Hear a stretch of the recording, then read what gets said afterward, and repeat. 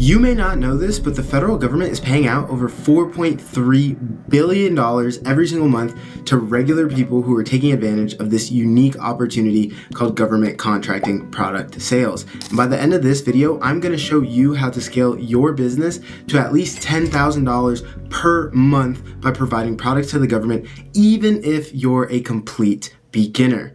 My name is Day Cantave, and I've sold over $3.2 million worth of products to the federal government while fulfilling over 120 contracts at the age of 22 by getting the government to pay me for providing them with products. And in today's video, you're going to get a step-by-step guide on how to do the exact same thing, even if you're starting out with only $500.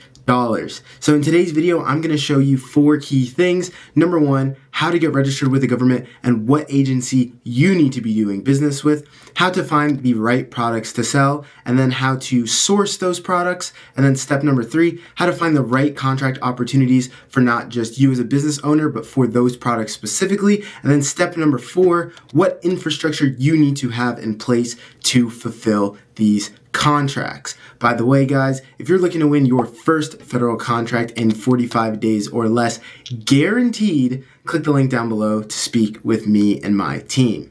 Let's get into the video. Step number 1, registering your business with the federal government and then figuring out which agency specifically you guys need to be doing business with. So we're going to come here to this website, and it is sam.gov. Make sure, guys, when you do your Google search, you're clicking only on the website that has a .gov at the end of it. All those other websites, those are services that will help you get registered, but this process is completely free. And if you click down in the description, the very first video I have linked is a step-by-step video on how to do that, how to get registered with them.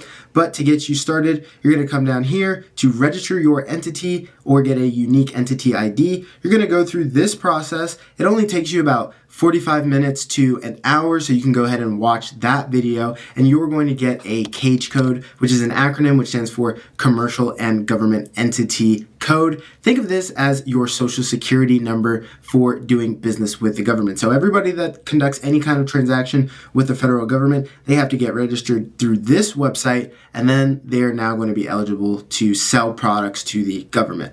But the next step is you've got to come to Google and search DIBS. DIBS is another acronym. It stands for Defense Logistics Agency Internet Bid Board System. What is a bid board? It is essentially a medium or a platform for government agencies to facilitate transactions with us as regular people or firms. Now, why do I want you guys doing business with DLA specifically? DLA stands for the Defense Logistics Agency. They're a subset of the Department of Defense. But a really unique thing about doing business with DLA is that 51% of the contract opportunities listed here on their website either have no bidders or only one person bids on them, all right? Now, in relation to other aspects of government contracting, the bid submission process, or what you might know as the proposal writing process, actually takes as little as 27 seconds simply because it is entirely data entry. So there's not going to be any typing out long, extravagant Word documents or PDFs to submit to the contracting officer. This is entirely data entry via the electronic quote submission form. All you're doing is getting the pricing and the availability on the product, and then you are submitting it to the government. Now, a very unique thing about doing business with DLA as opposed to the middleman method is you are no longer going to have your reputation hinging on the performance of whatever middleman you've used to fulfill any service-based contracts, right? So this is going to be entirely based on you and your ability to perform. And then another really sweet thing about doing business with DLA is I do not teach anybody to hold any inventory because it's not required. So you get the quote on the pricing and the availability of the item. And then once you've won the contract after you've submitted your bid, then you can go ahead and purchase the material, all right? So once we've got our CAGE code, we're going to click this link right here, and that's going to take us to this page. So this is the DLA Internet Bid Board System homepage, And then you're going to come down here to this box that says vendor registration. All right. So then you're going to click this link right here. And it's going to take you to this tab where you're going to go ahead and enter your cage code, which is the step that you just completed by watching my how to get registered on sam.gov video. And it's going to give you a 5-digit identifier. You're going to implement that and put that right in there. And that is going to trigger the registration process within DLA. And then you're going to verify your POC information, which is your point of contact information. So that's quite simple. It's going to be things like your address, your phone number, your email, and then whoever's going to be the principal operator of the company. Now, a really cool thing about utilizing DIBS is to look at these solicitations, which are also known as contract opportunities. You do not have to be registered with the federal government to access this information, all right? The only thing you have to be registered to do is submit your bids. So in the meantime, while you're going through the process of getting your cage code, and then you come through this verification process, which requires you to have a physical address because the government is going to send you a postcard with a PIN number. PIN stands for personal identification number. In the meantime, while you're waiting for that process to finish, takes about 2 weeks, you can go ahead and start identifying products and then the corresponding contract opportunities for those products. So that way, once your postcard comes, you're going to be ready to go and you're going to have the opportunity to submit bids on those contracts as soon as you are registered with the government. All right. So now that we've identified the Defense Logistics Agency as the aspect of the government that we want to work with, how do we determine the right products to sell? And then how do we determine the best opportunities for those contracts? So that brings us to step number 2, where you need to look to find the right products to sell. All right. So you're going to come back to Google and you're going to type in this website, everyspec.com/FSC-code/. So once you come to this website, you're going to see a whole bunch of lines, and there's going to be all these numbers with these different product markets next to them. Now, a really unique aspect about doing business with the Defense Logistics Agency is that they purchase over 16 million different line items. So when I tell you that there is something for everybody, I truly mean there is something for everybody. I've had clients who have sold things all the way from Bibles, Torahs, rosaries, all the way to whistles that Marines use to train, all the way to things as simple as literal headsets that you would use in a call center. So there is something for everybody, all right? So once we come down to this website, you're going to see all these little 4-digit numbers next to all these different product markets. These 4-digit numbers are called the federal supply codes. So for those 16 million different line items that the government purchases, they categorize them via these 4 different digits right here. And as we're going through, we can see there's stuff that ranges from tires, tubes. You've got things such as machining, tool and accessories, rubber and plastic machinery. And then you can come down here to hand tools, so you can sell things like hammers, power tools. You've got storage tanks, pipes, and then even if you want to scroll up a little bit further, you've got basic things such as footwear, so you can sell shoes, perfume, toilet preparations, toilet soap, all kinds of stuff. You got fuels, oils, you can sell animal products. I had one client, she was selling harnesses for service dogs for the VA. You've got signs and advertising displays, identification plates. You've got plate metal, strip metal, sheet metal. You can literally sell anything. You can sell dairy, foods, eggs, fruits and vegetables. You can sell optical instruments. You can sell glasses. I've got one client, they literally sell those posters that you look at when you go to the eye doctor. So when I tell you that the government buys everything, I truly mean that they buy everything. Now, how do you determine what's going to be the best product for you as a beginner? I always tell you guys, think of the most simple things. Think of something that if you're at Thanksgiving and your little 5-year-old cousin asks you, what do you do for a living? You can say, oh yeah, I sell something quite simple as flashlights. And that's actually going to be the example that we're going to use here today. So if we scroll up a little bit, we can see 6230 electrical, portable, and hand lighting equipment. So that's going to bring us to our flashlights. All right. So we've identified a product market, but how do we know that the government actually buys this stuff? And how do we know that this is going to be the thing that can help us get to that $10,000 a month goal that we talked about in the beginning of the video? The next step is you want to come to this website, fpds.gov. FPDS stands for the Federal Procurement Data System. So the cool thing about doing business with the government is everything that they spend is taxpayer dollars, so it has to be tracked, and all of that information is stored here on this website, and it goes back and shows you transactions as far back as 1972. So you're going to come here to fpds.gov, and then you're going to see there's going to be a little search bar here right underneath this easy search, and we can go ahead and put in 6230. That is the FSC code, or the identifier for that product market that we are targeting today. So you come here, 6230, and then you're going to conduct that search. Now, what I'm going to go ahead and do is show you guys what the beginning of this search is going to look like, and then I'm going to show you how to narrow down those results. All right. So we've got 6230 right here, and if you notice, a lot of these user interfaces really aren't super intuitive. So we're going to come here, and we're going to have to conduct a new search to get us exactly the information that we're looking for. So you're going to click Advanced Search, and then underneath Advanced Search, it's going to say Select One, and we're going to come all the way down here to PSC. So PSC stands for Product or Service Supply Code, and then you're going to do New Search, like 6230, so we're going to put that in there. We're going to conduct a search for that. All right, cool. So product or service code 6230, and this is showing us all the transactions for flashlights. And the first one that we see here is dating back to 1987. However, if we scroll down, we can see there's stuff from 1989, 1990, 1991. So there's a bunch of stuff on here that's really, really old. So we need to categorize that to show us the information that's the most relevant for our business today in 2025. So we're going to come here and we're going to click Department Full Name. We're looking for Department of Defense because that's what DLA is a subsidiary of. So we'll click that. Here we've got all of these transactions exclusively for flashlights within the Department of Defense.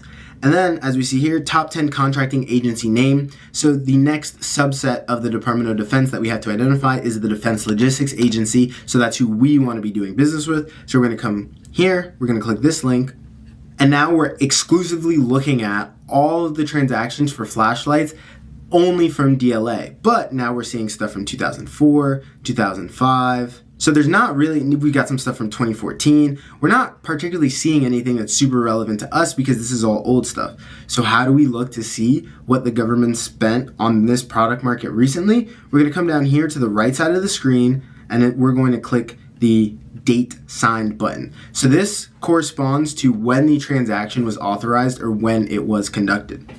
So now we're starting to see a lot more recent stuff. We've got January 21st, 2025.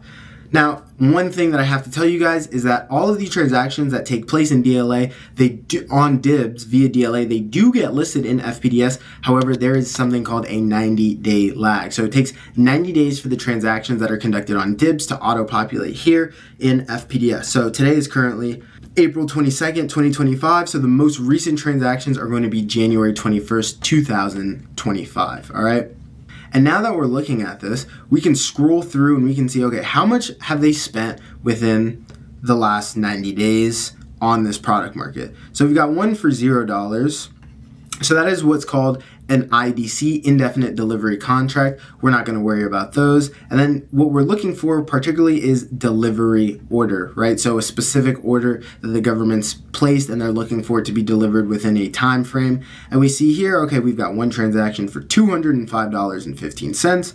We've got another one for $377.50, $5,875. We've got one for $18,454, $121, $410. We've got a nice big one here for $118,000. And one really cool thing that I want to make you guys aware of is if we're looking, these are all transactions that were conducted in the same day. So this one's January 21st. This one's January 21st. This one's January 21st, and if we scroll down even further, we've got some more January 21st, more January 21st, then we've got some January 20th. So they spent, in total, about $190,000 on flashlights exclusively within January 21st, all right? So now that we've identified that this is a feasible product market, we know that the government buys it, and we know that they spend a range of dollar amounts on these items, we've determined, okay, this is a suitable product market for us. But now we need to go look and see what are the currently available opportunities to fulfill contracts for flashlights with the Defense Logistics Agency. So the next step that you're going to do after you've gone through FPDS and you've sorted by the agency name and then you sorted by the date signed of the awarded contracts, we've got to come back here to DIBS. And if we go back to the home page that we started on, right, we're going to come here and click the RFQs tab. So RFQ stands for Request for Quotation, or the government is requesting us to submit a quotation on this material. And we're going to come down here to the left side of the screen. So everything that you see here on the right side of the screen, you don't have to worry about that. In over 5 years of doing business with DLA, I can count on one hand how many times I use the text search option. We want to conduct a search via the 4-digit identifier that we picked out earlier, the FSC code. So we're going to come down here to search categories and we're going to change it to federal supply class, and we're going to click 6230. All right, so that's the FSC code that we've identified. And then you can see here show only, and then it gives you a couple different options here. So these are contracts that are set aside based off of certain criteria. So the first one is automated indefinite delivery contracts. That was the first one that we looked at. We are not really going to focus on those. We want definite delivery orders. Below that, we see technical documents. So these are contracts that are going to require you to get material manufactured to a specific standard, i.e. the mil spec, military specification standard. You guys can stay away from those right now simply because you need to get a certification called a JCP certification, and that just takes a little bit of time to get, and oftentimes the government really wants prototypes before they purchase material from a manufacturer, so that's really just going to delay your payment. But everything below that, that's all stuff that we can look at. So fast award candidates, contracts that can be awarded before their due date. And then we've got small business set-asides, so contracts that are set aside specifically for small businesses. And then we've got hub zone set-asides, so contracts that are set aside for hub zones, which stands for the historically underutilized business zone. And then we've got service-disabled veteran-owned small business set-asides. And then we've got women-owned small business set-asides, and economically disadvantaged women-owned small business set-asides. So there are all kinds of contracts that are set aside for different demographics of business owners, all right? But just for the purpose of this exercise, we're going to leave it as just 6230. We've got federal supply class here as our search criteria, and then we're going to click the search button right here, all right? So 196 records found. That means that there are 196 current open solicitations. That's the government's way of calling them contract opportunities. These are available contracts for us as firms to fulfill. So that means that specifically just for flashlights, you have 196 chances to sell them to the federal government.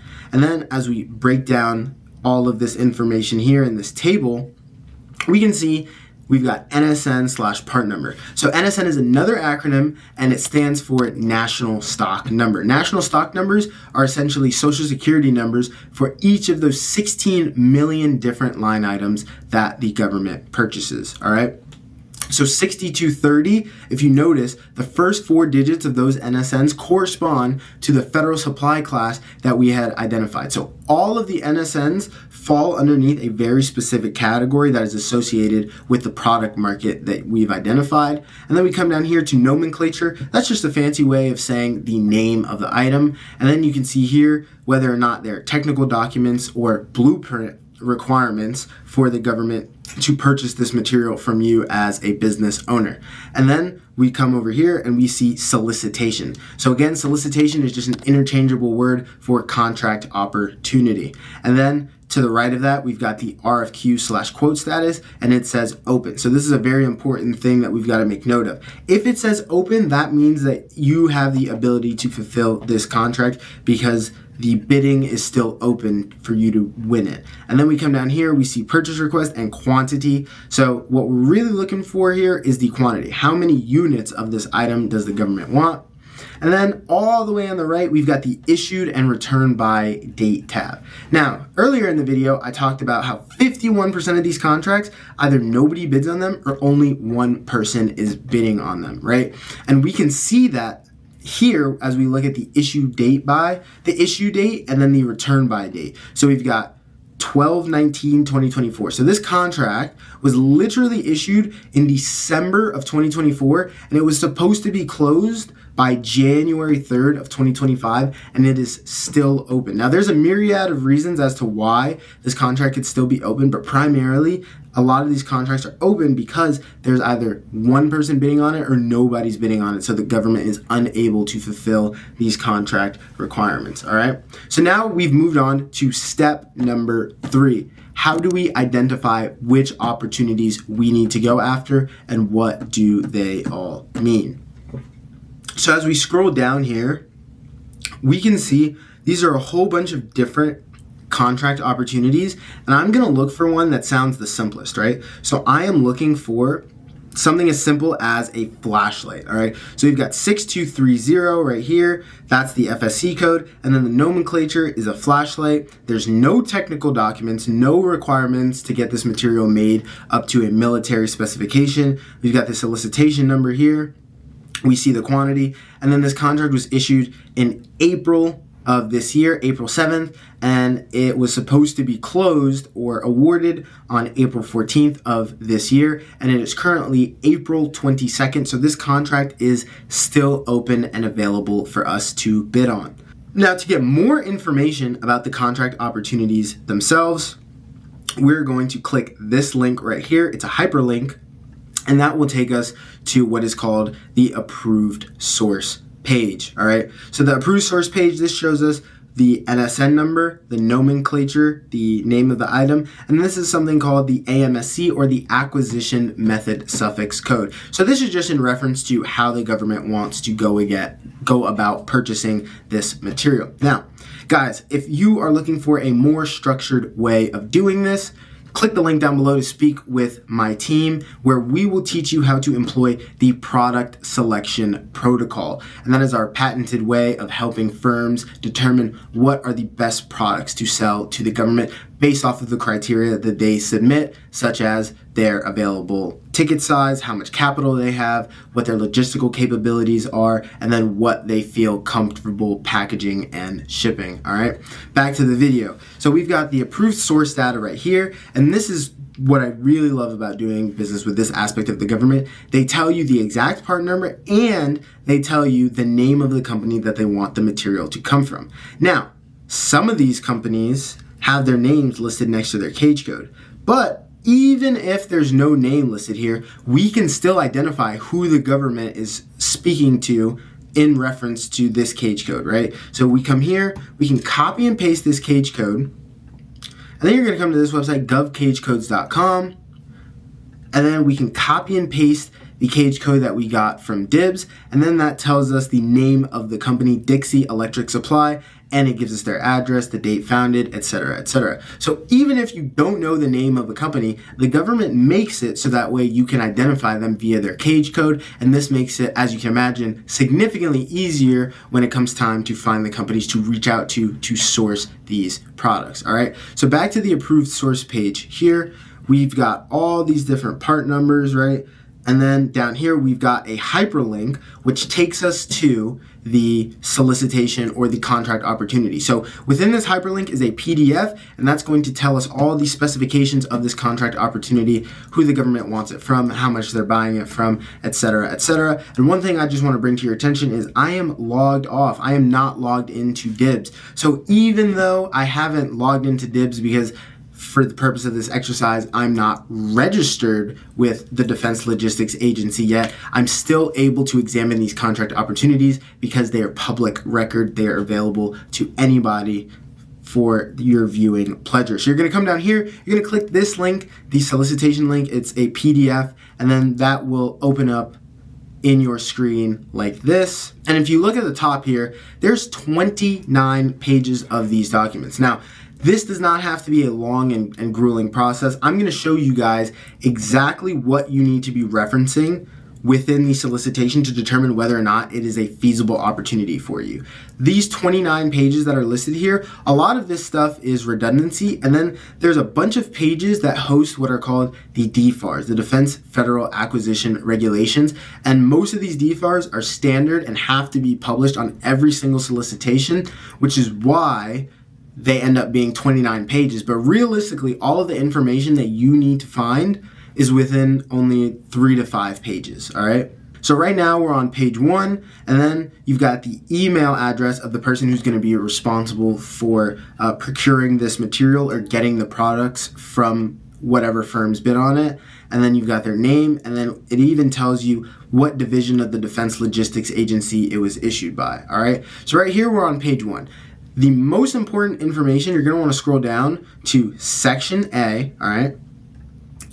And it's going to be about 2 to 3 pages within section A. All right, so here we are. We are on section A, and this is the procurement history. So because it's all taxpayer dollars, everything has to be listed. So we see here, okay, we've got the cage code of the company, so we know who the government bought it from. We can see the quantity that they purchased, and then the unit price or the cost of each item that the government bought, and then the award date. So we can see the last time that the government bought this. So they have not bought this since December of last year, and they have an open solicitation that is sitting here, all right? So that's the first thing, the procurement history. This is gonna give us a baseline of what we want our price to be. And then you wanna come down here to section B.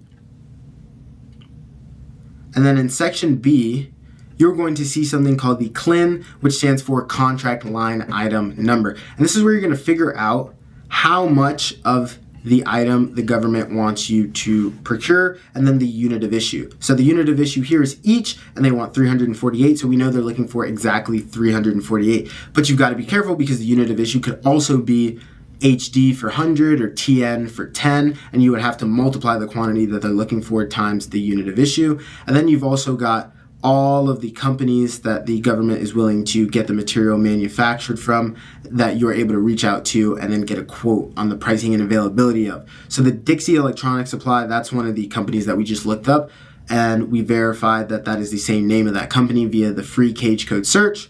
And then we come down here, still in section B, and now we're looking at what the delivery is, when the government wants us to procure the material by, and then we can see the packaging data right here. So this is pretty simple packaging data.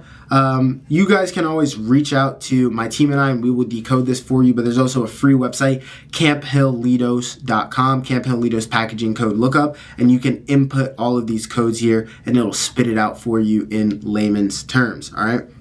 So now that we've identified that the government wants this material in 57 days. The inspection point is destination, so they're going to inspect it once they receive it. They're not going to come to our facility to inspect it. And we know that they want 348 units. And the last time they bought the material, they spent about $21.30. Now we can go on the hunt and start looking for those products, all right? So the very first thing that I do when I'm looking for a product is I just copy and paste the part number, which we got from right here, S2D015, and we throw that into a Google search, all right? And it gives us a whole bunch of sponsored results, and then we can see all these different sponsored search results on the shopping tab. I like to scroll down, and then I like to look for the best price, all right? So Google will automatically recommend the best price of the material for you if it is commercially available. So then I click this link, Maglite, and if we go back, we can see Mag Instrument, that's the name of the company. So we've got to come here and we've got to verify by clicking this link that this is the right part number that they're looking for. And then we come down here and we see a very cool thing, the NSN number, National Stock Number 6230, so that's our product market, 0129175531, that's the rest of the NSN. And then we cross-reference that with what's right here. So now we know we are looking at the exact product or the exact specification that the government is looking for this material, all right? So now that we've identified the vendor, the company that provides this material or manufactures it, the government's looking for 348. So I'm gonna click add to cart, and I've got, I added an extra one. We got 348 of them with a subtotal of $8,696. So it's 348 flashlights at $24.99 a pop. And then we come down here to our cart. We'll click go to checkout, and then you want to verify what the estimated taxes are. So it says that the shipping is going to be free. So I just put in a random address here in Florida, and then it tells us the estimated taxes are going to be $608.76. That brings our total to $9,305.28 before we include our markup. Now, if you remember at the beginning of this video, I told you I was going to show you how to scale your government contracting business to at least $10,000 per month. So I guess you guys can interpret what we're going to do next. We are going to mark up the price of this item to get us across that $10,000 mark. All right, so it's $9,305 plus 28 cents.